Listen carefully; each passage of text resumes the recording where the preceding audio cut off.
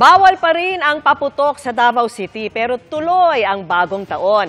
Ang diskarte nila alamin po sa live na pagtutok ni Argel Relator ng GMA Regional TV 1 Mindanao. Argel. Vicky, hindi nga magpapahuli ang Davao City sa pag-iingay kahit na bawal ang paputok. Highlight ng salubong sa 2024, ang Torotot Competition.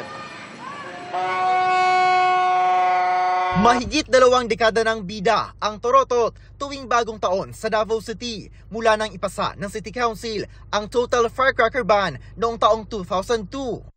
Pero lalo naman noong 2014 nang ilunsad ang Davao Torotot Festival na nahintulang noong pandemya. Sa pagsalubong ngayong taong 2024, ibabalik ito bilang isa sa mga segments ng paghinugyaw o ang masayang New Year Countdown na isasagawa sa Rojas Avenue sa darating na linggo simula alas 6 ng gabi.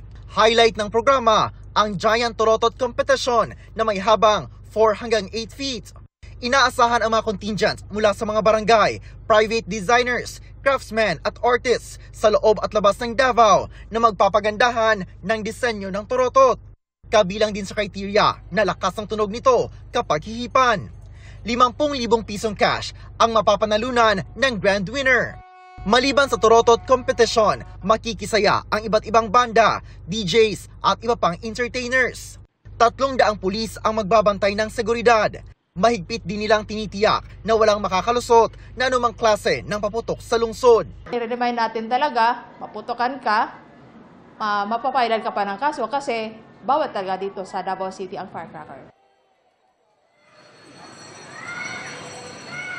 Vicky, 0 casualty ang naitala nitong Pasko at yan din ang target ngayong pasalubong sa bagong taon, kabilang para sa mga firecracker-related injuries. Vicky. Maraming salamat sa iyo, Argel Relator ng GMA Regional TV 1 Mindanao.